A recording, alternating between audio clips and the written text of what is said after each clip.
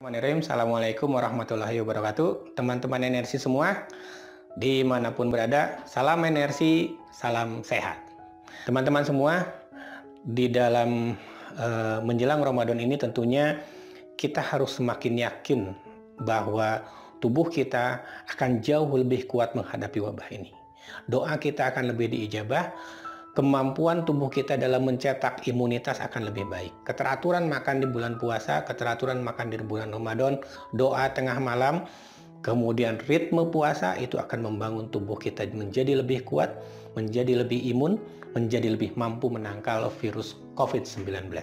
Karena itu teman-teman, keyakinan kita terhadap Tuhan, keyakinan kita terhadap Allah Subhanahu wa taala, keyakinan kita terhadap tubuh kita itulah modal utama untuk kita untuk menangkal COVID-19 atau virus yang lain sebagainya. Jauhkan kecemasan, jauhkan ketakutan. Oke, teman-teman, untuk mempersingkat waktu, saya ingin mengulas sedikit tentang apa yang saya bahas di minggu kemarin. Minggu kemarin saya menitik beratkan dua hal. Yang pertama adalah latihan nafas perut, di mana caranya adalah tarik nafas lewat hidung, perut dikembungkan, dan buang nafas lewat hidung. Nanti teman-teman semua lihat lagi flashback ke video asam lambung minggu kemarin. Kemudian yang kedua, pola berpikir kita saat bangun tidur, di mana banyak kesalahan kita yang tanpa sengaja itu memancing asam lambung, yaitu pada saat kita bangun tidur kita serta-merta memikirkan segala kehidupan kita.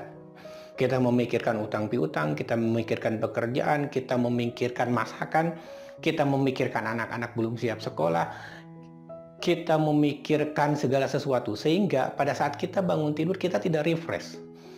Sementara sebetulnya proses tidur adalah proses di mana tubuh istirahat, semua enzim menstimulasi untuk merelaksasi otak. Nah, banyak kita ketika kita bangun tidur langsung berpikir terhadap pekerjaan. Nah, di video kemarin saya membahas mengenai rasa syukur kita pada saat kita bangun tidur. Kita harus bersyukur masih bernafas. Kita harus bersyukur kita masih bisa bangun tidur. Kita harus bersyukur kita masih bisa mempersiapkan diri kita untuk hari ini. Maka ini yang terpenting untuk menjaga supaya enzim lambung kita normal. Nah, banyak orang tidak menyadari ini faktor utama dari munculnya asam lambung. Orang berpikir asam lambung karena makanan. Orang berpikir asam lambung karena psikis. Orang berpikir asam lambung karena dan lain sebagainya. Ternyata faktor kita bangun tidur, proses bangun tidur kita, proses memulai hidup kita hari per hari itu banyak memacu asam lambung. Maka yang harus kita lakukan, relaksasi pada saat kita bangun tidur, bersyukur dan berlatih seperti kemarin. Itu ulasan mengenai asam lambung yang saya bahas di minggu kemarin. Silahkan teman-teman energi ulas lagi, lihat lagi bagaimana latihan sederhananya. Dan hari ini saya ingin membahas mengenai pola dan jam makan yang ideal untuk seseorang yang menderita asam lambung. Yang pertama, apa makanan yang disarankan untuk penderita asam lambung? Yang pertama adalah makanan yang mengandung serat. Nah, untuk sarapan, biasakan sarapan, makan siang, kemudian makan sore di jam yang teratur. Nah, nanti saya akan bahas makanan, kita bahas jam dulu. Pertama, banyak orang yang menunggu lapar baru makan. Nah, untuk proses asam lambung baiknya adalah buat keteraturan jam makan, apalagi untuk penderita yang sudah menderita asam lambung lama. Gimana misalnya, setiap 6 jam kita makan, jam 6 kita makan, kemudian jam 12 kita makan, 12 siang, kemudian jam 6 sore kita makan. Nah, makanannya apa? Lengkap. Makanan protein, kemudian kacang-kacangan, nah, kemudian vitamin, kemudian sayur dan buah. Itu bisa kita lengkapi.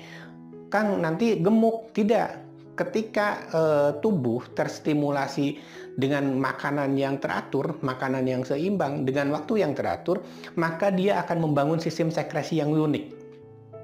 Sistem sekresi yang tidak menimbulkan lemak.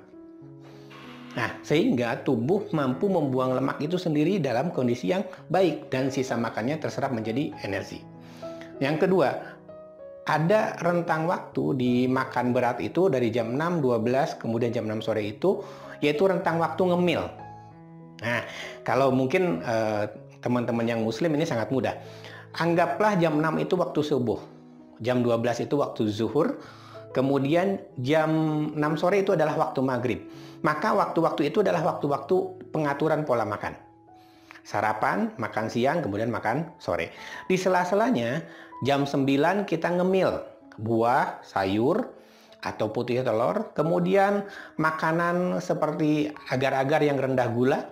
Nah, kemudian jam 4 sore kita ngemil lagi. Nah, dengan keteraturan pola makan tadi, maka kita akan membentuk sistem sekresi lambung yang ideal. Sehingga secara otomatis enzim lambung akan seimbang, kemudian menghilangkan secara otomatis asam lambung yang kita derita. Atau menghindari asam lambung supaya tidak diderita. Selain latihan-latihan yang kemarin. Kang, apa aja sih sebetulnya? Banyak, misalnya gini. Makan pagi kita makan oatmeal. Nah, kenapa oatmeal disarankan? Karena oatmeal itu banyak serat dan rendah gula. Nah, maka untuk makan oatmeal cari yang plain. Tinggal campur dengan madu, aduk, makan pagi untuk sarapannya. Kemudian tahu direbus.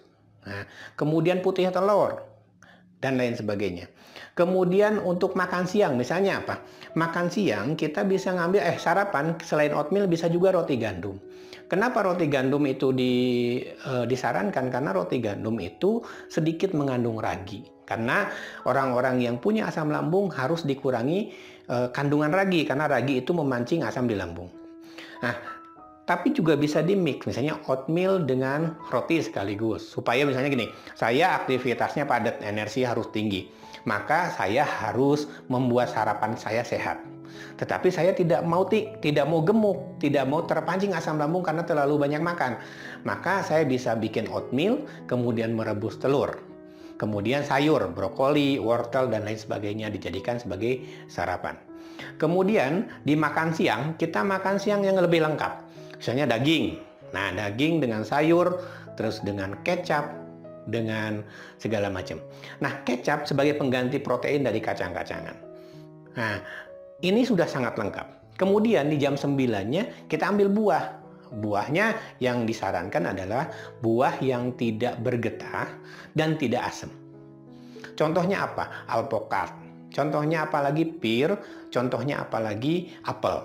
Nah, kemudian di jam 4 sore kita nyemil lagi. Nyemilnya bisa dengan roti gandum yang tadi lagi diulang. Atau dengan buah dan sayur lagi. Nah, kemudian di jam 6 sore kita bisa makan nasi tim. Nasi tim cenderung disarankan karena dia lebih lembut.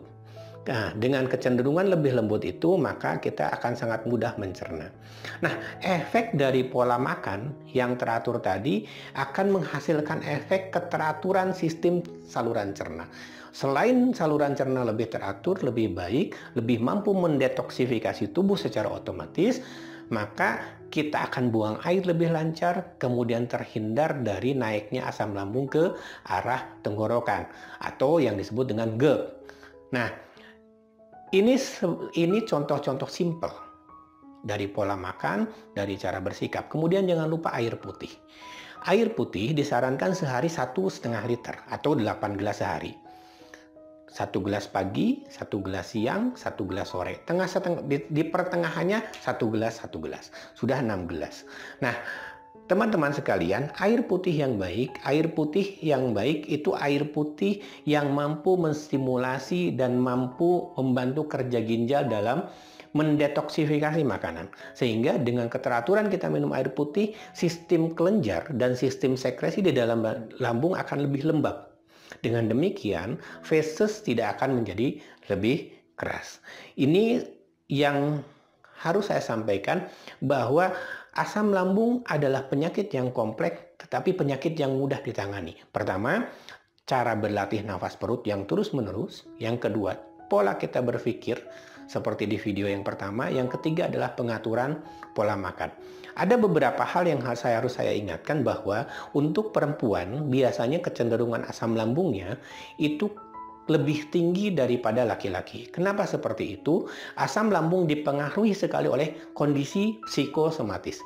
Kondisi cara berpikir, jam tidur, kemudian ketegangan berpikir, kemudian hormonal. Karena itu, untuk ibu-ibu, untuk remaja putri yang ini, rajinlah olahraga yang teratur, minum air putih, kemudian atur pola makan dengan baik, hindari pedas, hindari asam, hindari makanan yang kadar lemaknya terlalu tinggi. Nah, untuk proteinnya, teman-teman penderita asam lambung bisa meminum susu yang rendah lemak.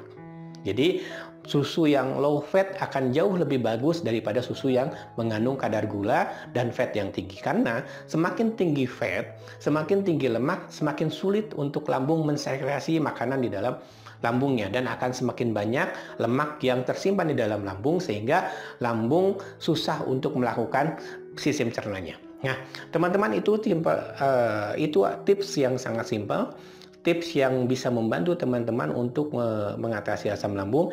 Jika ada pertanyaan mengenai asam lambung, teman-teman boleh komen di bawah ini. Nanti insya Allah tim kita akan menjawabnya. Kang, apa yang dilakukan oleh seorang terapis dalam melakukan perbaikan asam lambung?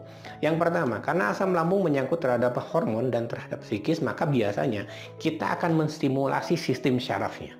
Sarafnya di terapi untuk direlaksasi, kemudian merelaksasi sistem enzim. Tapi yang penting bukan bantuan terapis.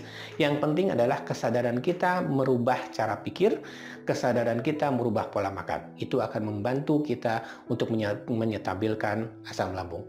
Demikian teman-teman energi, semoga ini membantu, semoga ini menjadi informasi yang baik. Jaga pola makan, teratur olahraga, minum yang baik 8 gelas sehari, cari air minum yang baik. Cari air minum yang mampu menetralisir lemak dan membantu kerja ginjal. Teman-teman, semoga bermanfaat. Salam energi, salam sehat. Terima kasih. Assalamualaikum warahmatullahi wabarakatuh.